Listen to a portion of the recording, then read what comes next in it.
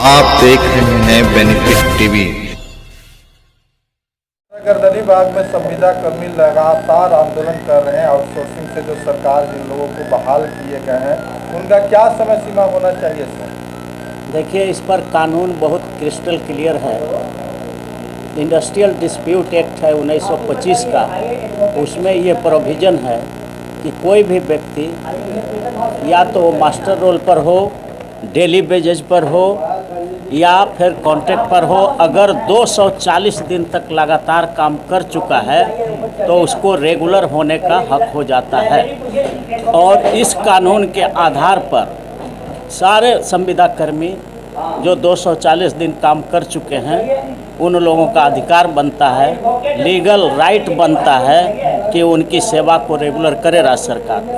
लेकिन राज्य सरकारें अपने तरह से उनको हैंडल करते हैं, बेरोजगारी का फ़ायदा उठाते हैं लोग, और जब मन होता है तब संविदा कर्मी को हटा देते हैं, जब मन होता है तो रख लेते हैं। ये बिल्कुल जो है रूल ऑफ लॉ नहीं है। हमने पहले भी कई बार कहा है कि संविधान में कहीं भी कॉन्ट्रैक्चुअल बहाली का कंसेप्ट नहीं है। तो इस तरह की जो बहालियां की जा रही हैं वो बिल्कुल असंवैधानिक है। जितना सोर्स है गवर्नमेंट का, जितना टैक्स आता है, जितना कलेक्शन रेवेन्यू होता है, उसी हिसाब से सैलरी दो। लेकिन एक बार अगर बहाल कर लेते हो किसी को तो उसको फिर 60 बरस तक रखना चाहिए ताकि उसका लाइफ सेटल हो सके और फिर वो बेरोजगार बीच में न हो जाए। तो इसलिए संविदा कर्मियों को एक आउटसोर्सिंग का भी ये लोग स्कीम लाया है कि हम बेल्ट्रॉन से हम ले रहे हैं एम्प्लॉइज़ को।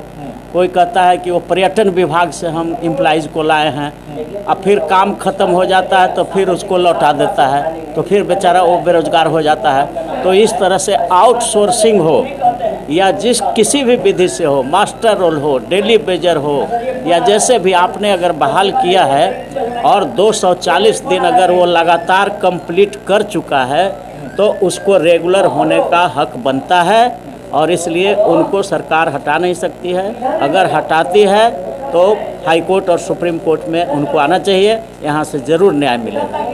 सर, क्या कुछ न्याय मिल पाएगा न्यायालय द्वारा उन लोगों को? बिल्कुल, उनको रेगुलर होने का हक है। इंडस्ट्रियल डिस्प्यूट एक्ट के सेक्शन 25F के तहत उनको अधिकार बनता है।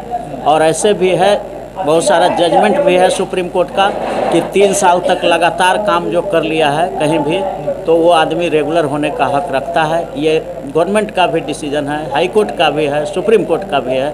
इसलिए इन सब जजमेंट और कानून के तहत संविदा कर्मियों का रेगुलराइजेशन होना चाहिए। और टाइम टू टाइम बिहार सरकार भी कई बार इस तरह का नोटिफिकेशन निकालते रही है कि 90 तक जितना टेम्पररी या मास्टर रोल पर बहाल हुआ उस सबको रेगुलर किया गया है।